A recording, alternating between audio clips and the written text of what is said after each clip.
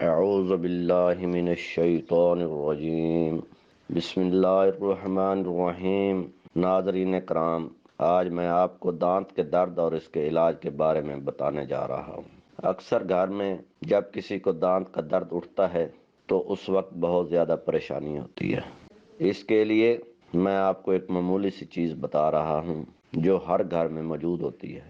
آپ اس چیز کے استعمال سے اس درد سے نجات حاصل کر سکتے ہیں۔ آپ نے گھر کے اندر پسی ہوئی ہلدی موجود ہوتی ہے۔ جب درد اٹھے تو ہلدی کی ایک چٹکی بھر کر جس دانت میں یا داڑھ میں درد ہو تو اس کے اوپر رکھ کر ہلکا سا پانی ڈال کر منہ کو بند کر لینا ہے اور تقریباً 1 منٹ منہ کو بند رکھنے کے بعد کھول لینا ہے۔ جب منہ کھولیں گے تو جو رال آئے اس کو منہ سے باہر آنے دینا ہے۔ انشاءاللہ فوراً درد سے آپ کو نجات ملے گی۔